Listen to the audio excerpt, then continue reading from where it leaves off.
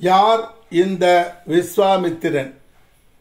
ராஜரிஷி விஸ்வாமித்திரன் சத்திரிய குல சிங்கம். உலகத்தை ஒரு கணம் நிறுத்தி இயக்கும் ஆற்றல் கொண்டவர் இந்த விஸ்வாமித்திரர். அகில உலகத்தையும் ஆட்டிப்படைக்கும் ஆற்றல் கொண்டவர் இந்த விஸ்வாமித்திரர். இந்த உலகில் யாராக இருந்தாலும் எவராக இருந்தாலும் இறை சக்தியை அடைய முடியும் என்ற தத்துவத்தை உலகுக்கு எடுத்துக்காட்டி அதற்கு உதாரணமாக நின்றவர் இந்த விஸ்வாமித்திரர். ராமபிரானுக்கும் அவர் தம்பி இலக்குவனுக்கும் பலா திரிபலா என்ற எவரையும் வெல்லும் ஆற்றல் கொண்ட மந்திரத்தை அவர்களுக்கு உபதேசித்தவர் இந்த விஸ்வாமித்திரர். உலகின் 4 வேதங்களான ரிக்வேதம், யஜுர்வேதம், சாமவேதம், அதர்வண வேதம் ஆகிய இந்த 4 வேதங்களில் ரிக் வேதத்தை உலக மக்களுக்கு தந்தவர் இந்த விஸ்வாமித்திரர். பல காலங்கள் தவம் செய்து கிடைத்தற்கு அரிய வரமான பிரம்மரிஷி என்ற பட்டத்தை பெற்றவர் இந்த விஸ்வாமித்திரர். அயோத்தியை ஆண்ட மன்னன் திரிசங்கு இவரிடம் வந்து, நான் உயிருடன் சொர்க்கம் செல்ல வேண்டும் என வேண்ட, சற்றும் யோசியாமல் தன் மந்திர தவமோ வலிமை குறைந்துவிடும்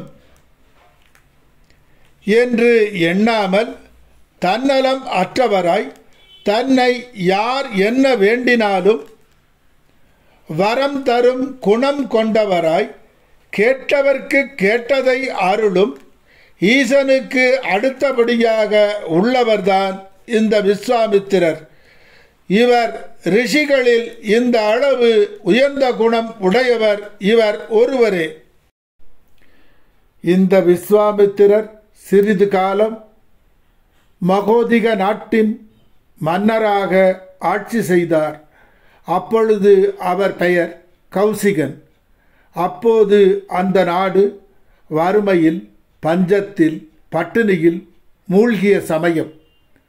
மக்கள் வேதனை உறுவதை காண சகிக்காமல் என்ன கேட்டாலும் தரக்கூடிய காமதேனு, அதன் கன்று நந்தினி ஆகிய 2 பசுக்களையும் தன் வசம் வைத்திருக்கும் வசிஷ்டரிடம் அதை தன் நாட்டு மக்களின் பசி தீர அதை தனக்கு தருமாறு வேண்ட, அதை அவர் கொடுக்க மறுக்க, உம்மை போல் நானும் சக்தி மிக்கவனாக மாறுவேன் என்று சபதம் செய்து மன்னனுக்குரிய எல்லா சுகத்தையும் துறந்து திடமனத்துடன் கடும் தவம் புரிந்து சிவபெருமானிடம் பிரம்மரிஷி பட்டம் பெற்றவர்தான் இந்த விஸ்வாமித்திரர். விஸ்வாமித்திரருக்கும் தேவலோக மங்கையான மேனகைக்கும் பிறந்தவள்தான் சகுந்தலா. இந்த சகுந்தலையின் கணவன்தான் துஷ்யந்தன். இவர்கள் இருவருக்கும் பிறந்தவர்தான் பரதன்.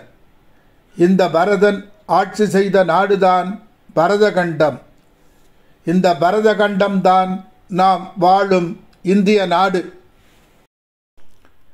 சங்கரா, சிவசங்கரா, ஜெயசங்கரா, தவமே எந்நாளும் சிவமயம், சிவமே என் வாழ்வின் தவமயமே என சித்தமும் சிவமென உருகிட உலகத்தை உருவாக்கிய முதல்வனிடம் அவர் மனத்தை நிலைநிறுத்தினார். இவர் தத்துவத்தின் உச்சியை எட்டிப் பிடிக்க உதவியது உலக அன்னை பராசக்தி. பஞ்சமுக விளக்கை ஏற்றுமாறு அன்னை கூற, அவர் விளக்கை சாதாரண திரிகொண்டு ஏற்றாமல் தன் உடலாகிய காயத்தை திரியாக மாற்றி பஞ்சமுக விளக்கை எரியச் செய்தார். அதனால் சிவபெருமான் அருளால் காயத்திர மந்திரத்தை உருவாக்கி உலக மக்களுக்கு அருளும் சக்தியை பெற்றார். காயத்ரி மந்திரம் என்பது நாம் வேண்டும் தெய்வத்தின் சக்தியை வெகு சீக்கிரம் பெற்றுத்தரக்கூடிய வல்லமை பெற்றது. மக்களையும் தெய்வத்தையும் இணைக்கும் முனியாக மாறிவிட்டார் இந்த விஸ்வாமித்திரர். இவர் எழுதிய நாடி ஜோதிட முறைப்படி கணிக்கப்பட்டுள்ளது இந்த வருட சிறப்பு பலன்கள். இதை பார்த்து கேட்டு எல்லா நலன்களையும் அடைய என் குருவாகிய விஸ்வாமித்திரர் அருள் புரிய வேண்டுகிறேன். கும்பம் 2025 சிறப்பு பலன். என்னிலே இருந்த ஒன்றையான் அறிந்தது இல்லையே, என்னிலே இருந்த ஒன்றையான் அறிந்து கொண்டேன் என்று உள் ஒளியை உணர்ந்து வாழும் காலம் இக்காலம். கும்பராசிக்கு 5ஆம் இடத்திலே குரு பகவான் வரும் காலம் என்ன பலன் தருவார் என்பதை பாடல் மூலம் கூறுகிறார். பாடல் இதோ. மந்திரி 5இல் வந்திடத்தானே, தந்திர யுக்தி சாஸ்திர நிபுணன், சலிப்பிலான் நூதன வேலை விந்தையாய் செய்வான், புத்தி விருத்தி மேன்மையாம் பெரிய வரவும் உறவும் முந்தனுபோகம் முற்றுமாம் ஆசாரம் வாய்ச்சாலம் உள்ளவனே. 14/5/2025 ரிஷபராசியில் இருந்து 5ஆம் வீடான மிதுன ராசிக்கு வரப்போகிறார் குரு பகவான். இந்த வீடு சுபர் வீடான புதன் வீடு. கும்பராசிக்கு தனஸ்தானமான 2ஆம் வீட்டிற்கும் லாப வீடான 11ஆம் வீட்டிற்கும் உரிய குரு பகவான் ராசிக்கு திரிகோணத்தில், தன் வீடான 2ஆம் வீட்டுக்கு கேந்திரத்தில், லாப வீட்டிற்கு 7இல் அமர்ந்துள்ளபடியால் எந்த கெட்ட சக்தியையும் தகர்த்து தூள் தூள் ஆக்கும் தன்மையை குரு பகவான் உங்களுக்கு தருவார். 5ஆம் இடம் என்பது 9ஆம் இடத்திற்கு 9ஆம் இடம். இந்த காலகட்டத்தில் நீங்கள் விரும்பியவைகள் அனைத்தையும் வாரி வழங்குவார் குரு பகவான். நீங்கள் எந்த தெய்வத்திடம் என்ன வரம் கேட்கிறீர்களோ அந்த வரம் மறுக்காமல் தந்துவிடும் அந்த தெய்வம். சிலருக்கு அரசாங்கத்தில் உயர் பதவிகள் கிட்டும். ஏற்கனவே அரசியலில் இருந்து மந்திரி பதவிக்கு முயற்சி செய்பவராக இருந்தால் மந்திரி பதவி கிட்டும். சின்ன சின்ன ஆசையும் பெரிய பெரிய ஆசையும் நனவாகும். அதிர்ஷ்ட தெய்வமான மகாலட்சுமி வந்து அருள் தரும் நேரம் இது. அதிர்ஷ்டம் தழுவிக்கொள்ளும் நேரம் இது. உலகம் உனதாகுமே, யாவும் உறவாகுமே. நீங்கள் எந்த ஒரு துறையில் இருந்தாலும் அதில் முதன்மை இடத்தை பிடிக்கும் காலம் இக்காலம். கடந்த காலத்தில் இருந்த கலக்கம், குழப்பம், நடுக்கம் அனைத்தும் ஒழிந்து இருள் நீங்கி விடியும் காலம் இக்காலம். கும்பராசிக்கு ராஜயோகம் தரக்கூடியவர் அசுர குருவான சுக்கிர பகவானும் ஆவார். இவர் என்ன தருவார் என கூறுகிறார் பாடல் மூலம். சுக்கிர பகவான் ராசிதனில் இருக்க சுயபந்து புத்திர விருத்தி, தக்கதோர் அழகும் சௌக்கிய தேகம், சாஸ்திர பயிற்சி ஆராயும் அறிவும் மிக்க நற்குணம், வேலையாள் வாகன சேர்க்கை, பக்குவமான பூமி கீர்த்தி, நற்பலிதம், பல பொருள் பாக்கியவானே என்று கூறுகிறார். நவீன வசதிகளுடன் கூடிய உயர்தர கார்கள் சொந்தமாக அமையும், புது பொலிவுடன் அழகுடன் கூடிய இல்லம், அதாவது அரண்மனை போன்ற வீடு அமையும். கடந்த காலத்தில் இருந்த வலியும் வேதனையும் ஒழிந்துவிட்டது. இன்பம் மகிழ்ச்சி தொடரும் காலம் இக்காலம். வாழ்க்கையை இயக்கக்கூடிய மந்திர சாவியை குரு பகவான் உங்கள் கையிலே ஒப்படைக்கப் போகிறார். எல்லா நன்மைகளும் ஒன்றன் பின் ஒன்றாக வரத் தொடங்கிவிட்டது. கற்பனை தேர் புறப்பட்டு உலகை வலம் வரத் தொடங்கிவிட்டது. துன்பத்திலே நனைந்து நனைந்து வாடி வாடி திரிந்த காலம் முடிவுக்கு வந்துவிட்டது. இனி தொடர்ந்து வெற்றி எனும் மாலை உங்கள் கழுத்தில் விழுந்த வண்ணம் இருக்கும். உங்கள் வாழ்க்கைக்கும் மனைவியின் வாழ்க்கைக்கும் எதிர்காலத்துக்கும் வேண்டிய சொத்துக்களை சேர்க்கும் காலம். மனைவியின் தேவைகள் அனைத்தும் பூர்த்தி செய்து கொடுக்கப் போகிறீர்கள். மகளின் படிப்பு, திருமணம் இவற்றை ஆடம்பரமாக செய்து அழகு பார்க்கப் போகிறீர்கள். மகனின் உயர் படிப்பு, வெளிநாட்டில் உயர் படிப்பு இவைகளுக்கான செலவுகளை செய்து மகிழப் போகிறீர்கள். சிலர் வெளிநாடு சென்று வேலை செய்யும் யோகம் உண்டாகும். சிறிது காலம் கணவன் மனைவி பிரிவு உண்டாகும். வெளிநாட்டில் வேலை செய்வதால் உங்கள் தேவைகள் அனைத்தும் நீங்களே செய்து கொள்ள வேண்டி வரும். 29/3/2025 கும்பராசியில் இருந்து சனி பகவான் மீனராசிக்கு கும்பராசிக்கு 2ஆம் இடமான தனஸ்தானத்துக்கு வரப்போகிறார். தொழில் செய்வதற்கு, தொழிலை விரிவுபடுத்த, வெளிநாடு செல்ல, வீடு கட்ட, வீடு வாங்க, லேட்டஸ்ட் கார் வாங்க, நிலம் வாங்க, எதுவாக இருந்தாலும் குறைந்த வட்டிக்கு கடனாக கிடைக்கும் காலம் இக்காலம்.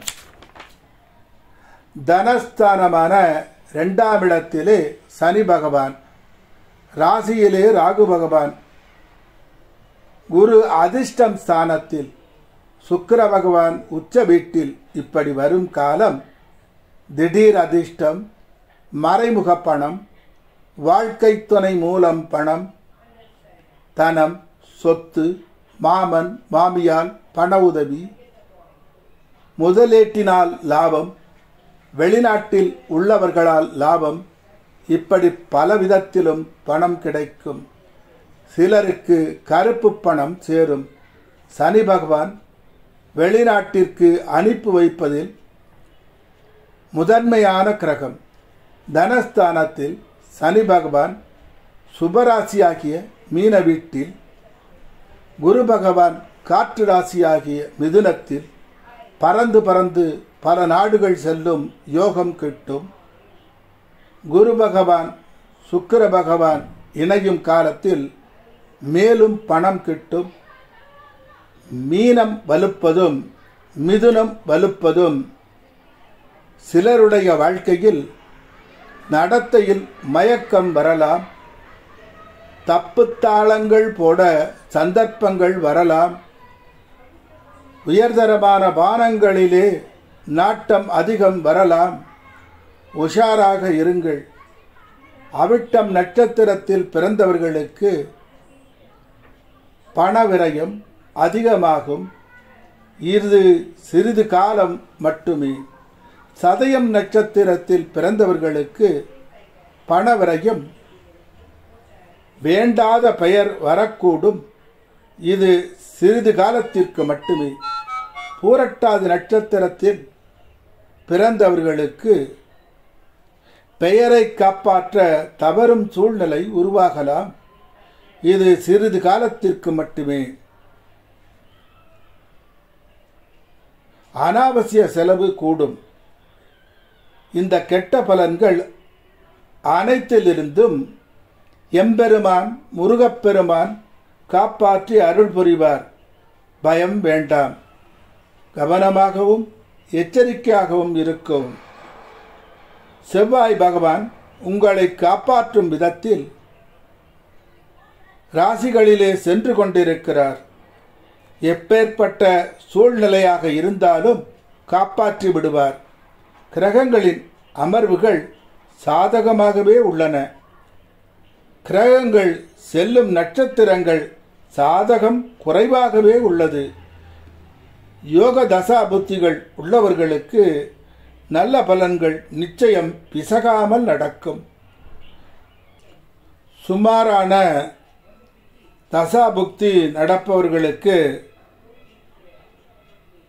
திருடர் பயம், பணம் தொலைதல், ஏமாற்றுக்காரர்களிடம் மாட்டிக்கொள்ளுதல், அரசாங்க தொல்லை, சட்டச் சிக்கல் இது போன்றவைகள் சிறிய அளவில் வந்து போகும்.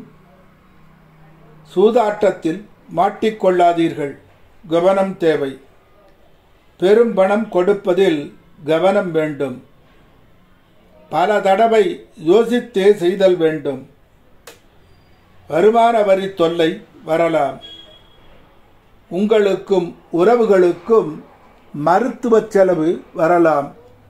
உயர் அதிகாரிகளிடம் பேசும்போது பொலைட்டாக பேச வேண்டும். நீங்கள் பேசுவதை அவர்கள் தவறாக புரிந்து கொள்ளலாம். உங்களின் கீழ் வேலை செய்பவர்கள் உங்களை பற்றி மேல் அதிகாரிகளிடம் தவறான புகார் கொடுக்கலாம். பெண்களால் பிரச்சனை வந்து சமாளித்து வெளியில் வரலாம். கணவன் மனைவி கருத்து வேறுபாடு வரலாம். செய்ய வேண்டிய வேலையை நாளை செய்து கொள்ளலாம் என நினைத்து தாமதப்படுத்துவதால் பிரச்சனைகள் தோன்றலாம்.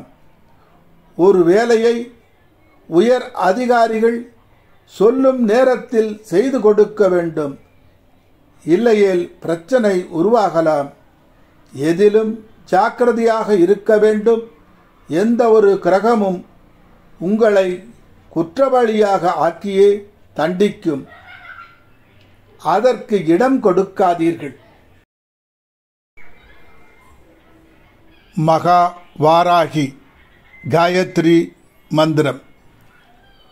ஓம் ஐம் ஹ்ரீம் ஸ்ரீம் ஐம் க்ளௌம் ஐம் நமோ பகவதி வார்த்தாளி வார்த்தாளி வாராகி வாராகி வராகமுகி வராகமுகி அந்தே அந்தினி நமக ருந்தே ருந்தினி நமக ஜம்பே ஜம்பினி நமக மோகே மோகினி நமக ஸ்தம்பே ஸ்தம்பினி நமக சர்வதுஷ்ட பிரதிஷ்டானாம் சர்வேஷாம் சர்வவாக்சித்த ஷட்சீர் முககதி ஜிஹ்வா ஸ்தம்பனம் குரு குரு சீக்கிரம் வசியம் ஐம் க்ளம் டகடக டகடக டக ஹும் பட் அஸ்திராய பட். இந்த மந்திரத்தை தினமும் சொல்லி வணங்கி வர எல்லா நலன்களும் கிட்டும்.